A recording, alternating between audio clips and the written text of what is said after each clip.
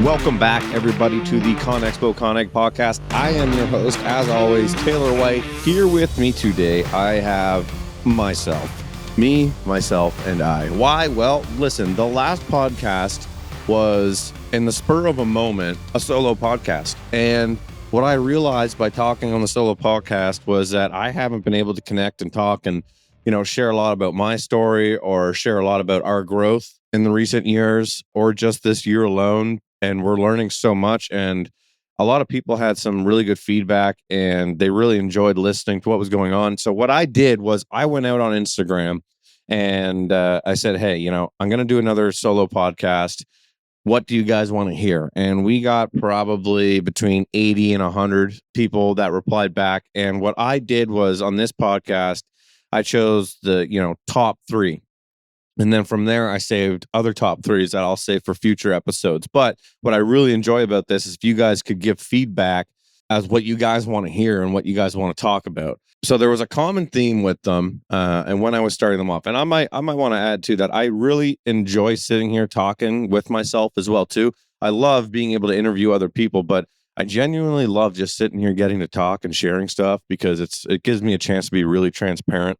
And it's kind of like therapy, really, for me, which is, I've always said that even when I used to do my own podcast, not with AEM, I used to do episodes all by myself and just talk. And it was like therapy. It's like, you're sitting in a machine all day, 10 hours a day. Operators can relate. You sit there, you get kind of in a trance and you do some of your best thinking. Sometimes it gets scary, sometimes it doesn't. So one of the main things that people wanted to know and hear about, and it made me realize, okay, there's a lot of people that have just come into this podcast or maybe just know me from the podcast. And I haven't done a good job of explaining who I am and what I do. So one of the main questions was, what do you do? Explain your role in the business and what you do. So Ken White Construction, Ken White was my grandfather. He started this business in 1968. My father is David White. He's second generation. He's my father. He's still part of the business. We are business partners in Ken White Construction. 50-50. We are together owners of Ken White Construction, and the most easiest way to explain it. That would be my on paper role. Now, a little bit about the business. Like I said, my grandfather, Ken White, started the business in 1968. He started with a 5-ton dump truck and he delivered aggregates. He delivered gravel, topsoil, and then from there, I believe he bought a track loader and he started doing excavations for digging for people. Back then, track loaders, you dug it like a foundation, kind of like, a half moon, right? You kind of had to slope yourself out, slope yourself back in.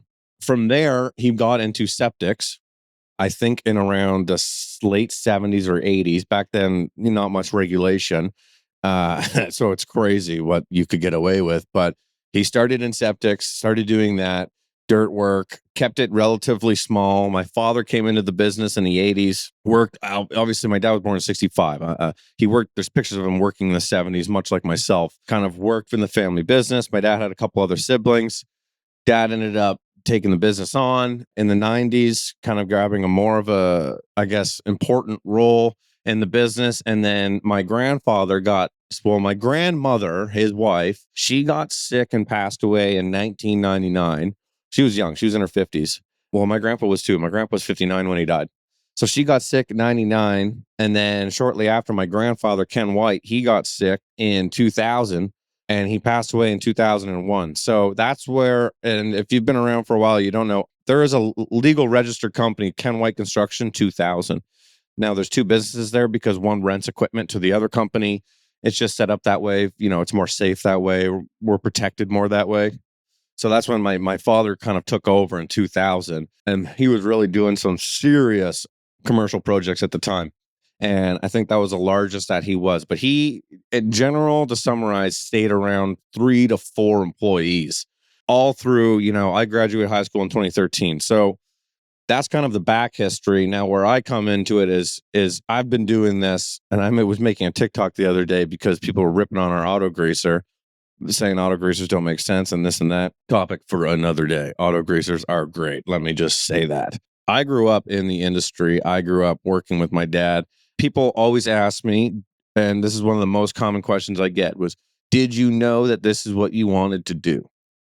My answer is, yeah. I knew I wanted to do this from day one. And growing up, a young boy, what's cooler than, your dad having excavators and bulldozers and like that stuff was so cool to me.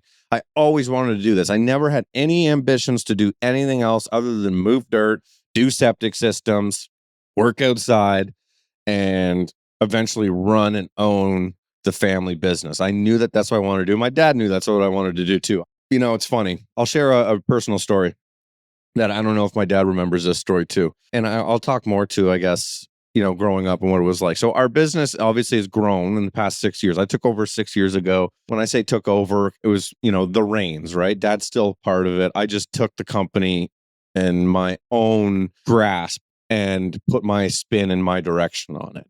And we built this awesome team. And as a team, we've gotten to where we are here today. Now, I remember things weren't always as big as they are right now. My dad went through a lot of tough times. We were not wealthy growing up. We were not even considered probably middle class growing up, but not for, a long time. Like I think, well, I would have been, so around 2003, dad had some good commercial jobs and he really started growing the business. And that's when we started doing a little bit better. But I remember, dad saying, repo guys coming for his truck. I remember, dad just stressing about money constantly, like just growing up. That's just kind of what it was. And then, dad's a really great businessman. So he kind of took the business and he transformed it after grandpa passed away and made it, I guess, more profitable. I can't speak to numbers and all that stuff and what he did when he was doing it, but things got better. And I remember we moved to a different house and it was such an upgrade from where we lived before. It was like, and I remember even my friends were like, dude, like, holy God, like this house is crazy. I remember being like, yeah, and then we got a hot tub and that was a big deal. We had this hot tub. And I remember one night me and dad were in the hot tub because it was like a special thing. You eat dinner and then like, all right, if you're good, you guys, we can go in the hot tub. We were old enough. I have kids now. We were old enough to be in the hot tub. And I remember having a conversation with my dad about buying the company. And I'll never forget, this. And hopefully he remembers it as well, too. And he was sitting diagonal across from me and hot tub's going. You got the steam. I can kind of barely see him. I remember just saying to him, like, how much did you pay for the company? And I remember him going, what? And I remember saying, well, how much did you pay for the company? And I remember him coming across the hot tub. And I remember him saying, well, Taylor, I was probably 10, 11 years old. And again, I was 10 or 11 years old asking my dad how much we acquired a business for. That tells me my childhood. My dad was business. That's what we did all the time. So that was a hot tub conversation. I wasn't talking about Shrek or Toy Story. I was asking my dad about how much did you acquire a business for? And I remember dad saying, well, son, I don't think you're ready for that conversation right now. But when the time comes, I'll let you know. And I remember saying, no, I want to know. And I remember dad saying, Taylor, don't worry about how much I paid or how much, because then I said, well, how much am I going to have to pay? And I remember him saying, don't worry about how much I paid. Or don't worry about how much you have to pay. You just put your head down and you work. And when you're ready, then we can have this conversation. And I'll never forget that. And that was so insane to think. And then here we are, I'm 30 years old. And I mean, we've already had that conversation. That story to me, I guess, kind of gives you a good background of my role in the business and my mindset for the business and where I've been. Always been Ken White Construction, always known that I've wanted to do this.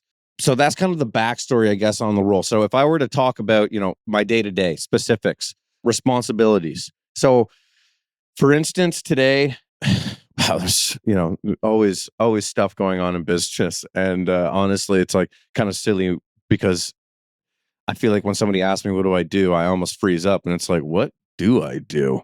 But it's because you have your hands in so many things. But for instance, to be specific, right now it's January. So work's a little bit slower right now. So right now I'm going through our Sapphire fuel system and I'm going through making sure all employees have user tags so that we can track our clear, unleaded, and dyed diesel. I'm going through looking at cash flow projections. I'm calculating, because we had our year end already, I'm calculating our EBITDA, EBITDA. the value of your business. I always like knowing that. So a lot of, I guess, high level, but not super detailed financial and operations efficiencies right now is what I'm really into. Now, in the summertime, I have my hands in on everything, but I don't manage certain projects. Like, I don't really manage the projects. Catherine in the office, she coordinates, she does a lot of the day to day, well, all of the day to day managing, dispatching the guys at night. So I'm not operations like that. I'm looking more at a higher level, but also we're not like a massive company. So I am involved. Obviously, I have my hands in everything, but I like looking after the aggregates, our pit. I like looking after the sand, making sure that we got enough material here or there. This year, Daniel's going to help me on that, which is really fun. I look at machinery purchasing. I look at manpower. I look at, cash flow, the amount of jobs coming up, and then obviously networking and relationships. So a lot of different things, but to summarize it, just everything that a business owner who's obsessed with micromanaging does, and a lot of people cut down and say, micromanaging is really bad. And I've been called a micromanager before, but I highly disagree when people say micromanaging is bad. I think micromanaging, if you were $100 million company, kind of hard to micromanage. I mean, you still can, but it probably would be not beneficial. But a company our size, I do micromanage, and I do think that that's okay. Now, when my dad micromanages, it's not okay because he's my father, and it pisses me off. And I also want to make sure, like the jobs are done right. And if there's disagreements with billing, I do all of our invoicing. I look at all of our AP. I look at all of our AR. I take care of the giving raises. I take care of Catherine hires and onboards, but I take care of like pay. I'm looking at the bank accounts, all that stuff. So I guess that's what essentially I would be doing every single day. And that is my role in the business. And I hope that kind of clarifies that a little bit. But the next question, this was actually probably most asked topic.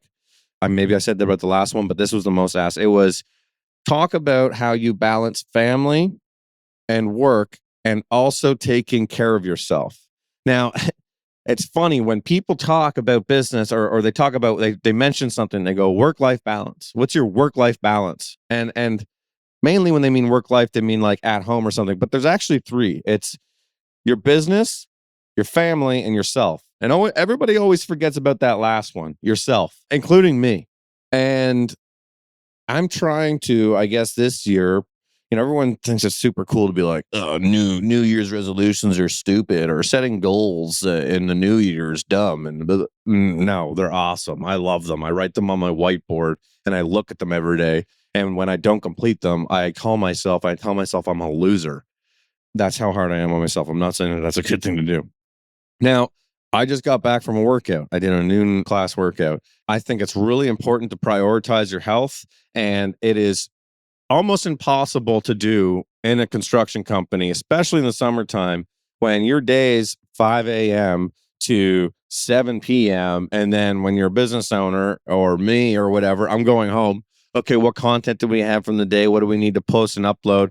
Oh, okay, this client just texted. They're actually not ready for us to move there tomorrow. So now I got to retext. Now I'm texting Catherine about that. Okay, now Alex is messaging me about this job that he's priced because they need to know a price because they want to get started next week on this.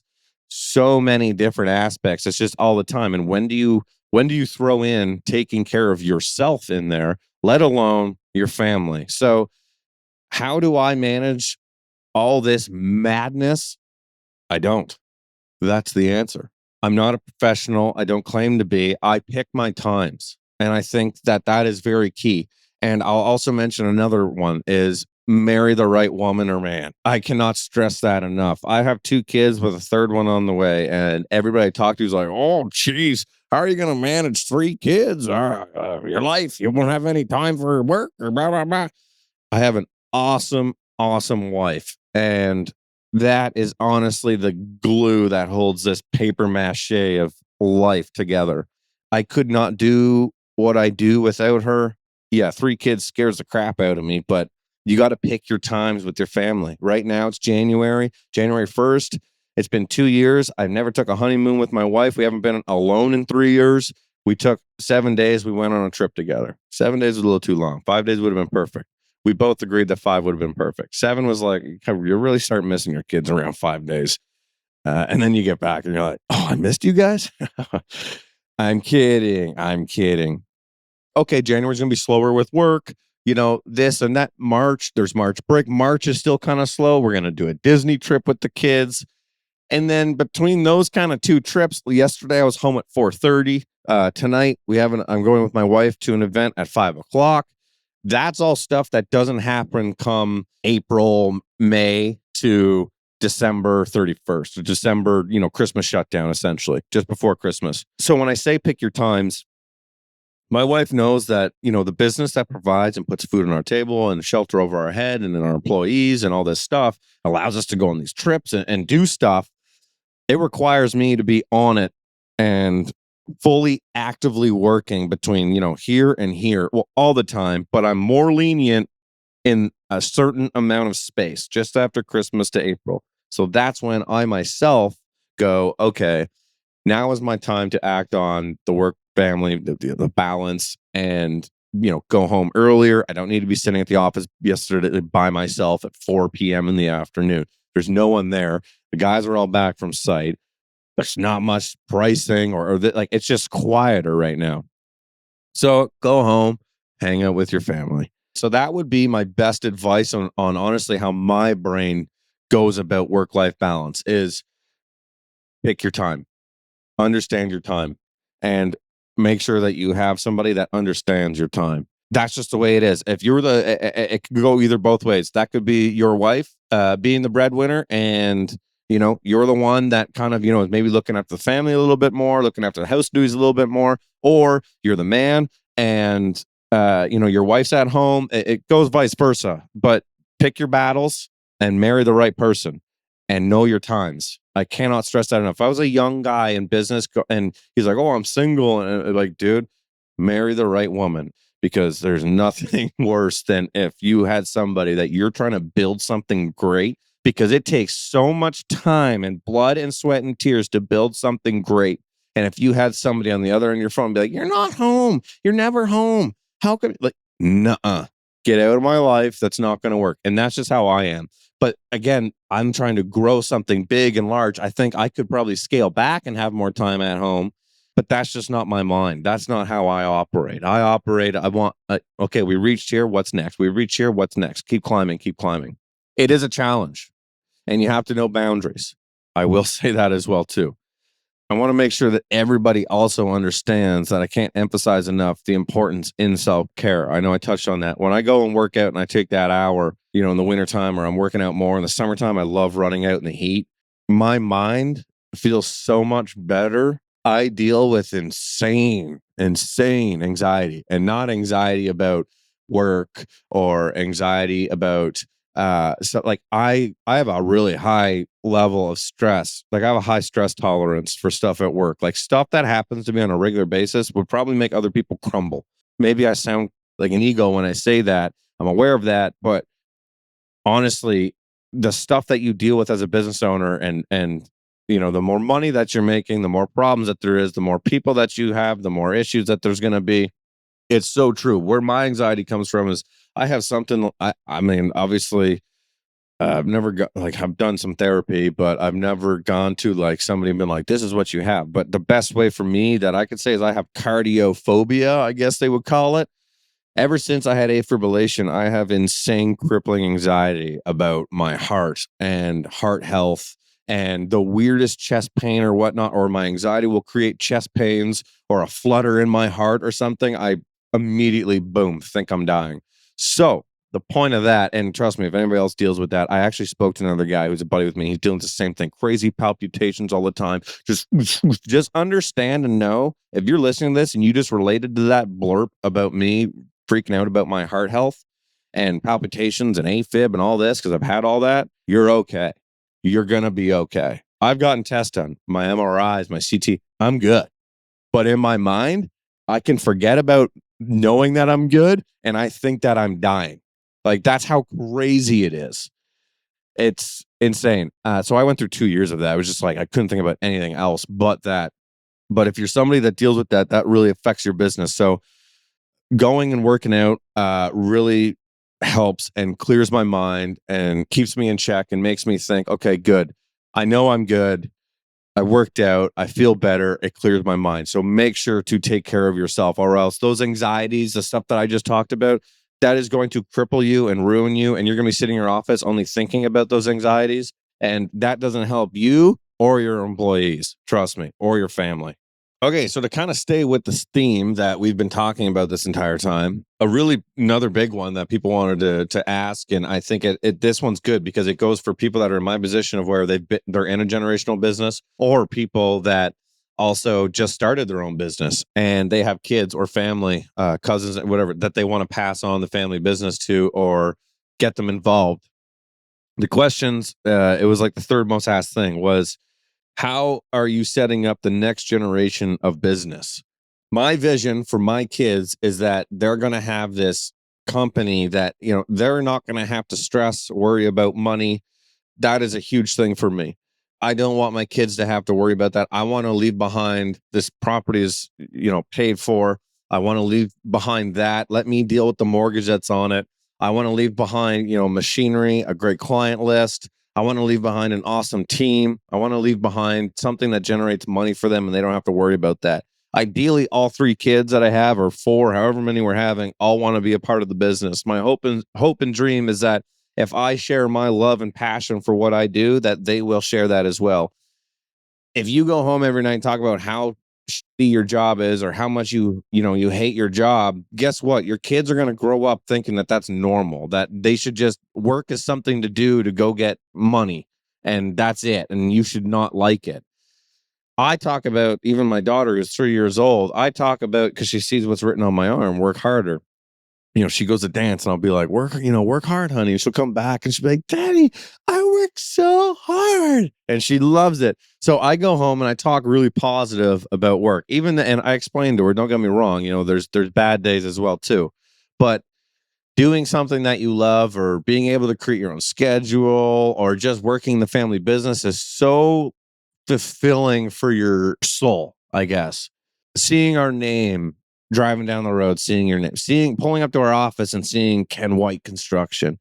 That is so cool. Going to the high school and donating $10,000 every year to one local student who wants to get into the trades in my grandfather's name, in our business's name. That's cool. Seeing our name on a barn at the local fairground where we support in a community. That's cool. That sort of stuff is what I want to pass on to my kids. I want to pass on that sort of stuff. Now, selfishly, what I want to pass on as well, too, is a massive amount of hard drives of everything that I filmed in the last years, and they'll be able to watch their dad, and their kids will be able to watch their grandpa and then their great grandpa. Like, I want Ken White Construction to be a 300-400 year long business. Like, hopefully no one along the span decides to sell. I have zero interest. Somebody could come and offer me $100 million tomorrow, and my business is not worth that by any means, but I would still say no. Zero interest in selling. There's stuff that I would sell, but not my business. I would never sell my business. I want my kids to flourish in it. That is my vision for Ken White Construction. Now, how, long-term planning for this, I guess you could say, is starting my kids off knowing that you should love what you do and you should really enjoy what you do. And doing what my father did with me is really important. And that is boots on the ground working. There's nothing that my guys do that I have not done. My goal is that they can do it better than me, but I have done every single thing my guys have. I've done, hundreds, if not thousands septics. I've dug lots of basements. Like, I grew up just doing this stuff, and we were a 3-4 man crew. So like, I've ran bulldozer, excavator, boots on the ground. My kids will not step over a ladder. They will not climb a ladder. They will not skip steps on the ladder. Metaphorically speaking, my kids will not come in to the business and all of a sudden be in the office. My kids will sweep the floors. They will start as, shop laborer. They will clean the drains in the shop. They will wash our machinery. They will grease our machinery. They will get covered and be on their hands and knees in plus 40-degree heat and greasing and learning what it's like to be in the trade. And they're not going to just do that for 2 months and then get a promotion. I am old school that way. My kids are going to work for every single dollar that they may ever get. And I will make sure of that. Nothing in life is given. they need to know that. That's what my father did for me. I had an awesome opportunity growing up in a family business. And I always tell people this. They go, oh, well, it must be nice. You grew up in a family business. I didn't ask to be born into the family. I was just born. And guess what? There's a massive opportunity here, and I acted on it, and I took it, and I understand that opportunity that I had in front of me. And rather than wasting it, I acted on it. And that's what I want my kids to understand, that there's a lot of other people that don't have this opportunity. It's there for you if you want it. And I hope that you do want it. I hope that my kids go and get a little more educated than I did. They don't need to go to school to learn business. They don't need to go to school to learn how to run a bulldozer or dig a hole. They need to go to school. I would love for them to, an accounting or a lawyer. That would be like essentially, I guess, selfishly, if I could say the perfect, trifecta would be if there was one of them was amazing and good at business and was a, natural born leader more than the rest. Another one that was just an accountant, and another one that's a lawyer. And then your business is basically unstoppable. If you have a really good lawyer, really good accountant, and a really good leader, build your team on that, get really good operators, foremen, good people like we have now, and you're going to be unstoppable. And that's essentially my long-term planning is make them grow up, make them work, make them love it. And my hopes is they'll understand the benefits of it by doing stuff maybe, that their friends aren't going and doing, or oh, my friends aren't going to Disney, oh, they're not going to this, aren't going to that. It's like, well, we can go and do those things, God willing, that something doesn't happen. And I speak like that. Tomorrow, everything could come down crashing and I could be cleaning the drain floors again. Nothing is certain in life. Today is good. Tomorrow is not promised. I want them to understand, that we're fortunate enough. So it's something that has to be earned. It's not something that's just given. And those would be my values. There's something that I wrote in my notes here, talk about the values that basically I like when I said to my daughter, I have tattooed work harder on me. That's just my motto. That's my life. I bring my kids here on the weekend to watch me work out. They love working out with me. They get on the pull-up bar. They will have like 2-pound weights they're like putting above their heads. I like them seeing dad doing those things and mom doing those things. And my daughter is such a perfect little girl. I mean, don't get me wrong, she has her days, but she's such a classic girl. Like, she sees mom, cleaning the house, so she'll just go and she'll be walking around the house and cleaning it. So it's like your kids are a product of what they see. So really being good role models, I think, is a really important thing. So I guess I kind of encourage you guys, to think about your legacy and what, and those are just my values. And maybe if you're like, man, like I work too hard for my kids to clean drains, they're not going to do that. I have zero wrong with that. Go ahead, you do you. But I would, if you're a business owner, it doesn't matter if you're third generation, you just started it. But if you have kids and you want to pass down it, I would ask you to start asking yourself, how are you going to do it? What sort of values are you going to impose on them? And just be cognitive of all this because it's really important. Like your kid's future is super important. And like your family is super important. And that's why I like setting up like long-term things, such as the Ken White Construction Award for the student in the trades. That's a great thing. And I can't wait for my kids to even, get so far. We've awarded $20,000. We've committed 50,000 for that. That's really cool. That is honestly one of my favorite things, but you don't even get to talk about how cool that is that we do, which is so unique and makes the kids that win it. One year was an electrician. The other one was, I forget what the first year was. I think he was an electrician as well too, or HVAC. It helps so much. Like one guy was like, dude, this is going to actually just make it so I can actually get to school because for my apprenticeship for my electrician course. And I'm like, that is so awesome. So being able to continue on and do stuff like that is so cool. But I want to hear from you guys. I want to know what you guys want to hear more of. I personally love blabbing and talking. If after the second episode, you guys are like, this sucks now, let me know. But if you really enjoy me kind of going in depth, going in deep, being more honest, kind of sharing more about my life or my beliefs and my opinions, our business, please let me know and, comment on the posts. like, share, all that stuff, our podcast. I really enjoyed doing this, and I really want to say thank you to everybody. And I'm so excited next year, March next year. I'm not going to say the exact dates because I believe it's somewhere in March, and there will be info all out there. It's already chosen. I just don't want to say the wrong dates for ConExpo. But next year, March 2026, I can't honestly wait to reconnect and talk to everybody and see everybody there. The people at AEM put on an awesome show. But nonetheless, thank you guys for continuing to watch and listen. We have a really cool list of guests. The most listened to podcast on our show was Treybo Dart. Treybo! And guess who's coming on in 2 weeks? I just messaged him this morning, and we're booking it for not next week, but the week after. Treybo. So look forward to that. Give us your feedback. Reach out to me. DM me. Let me know. Always good chatting with you. Thanks for listening to the ConExpo Coneg podcast. We'll catch you on the next one.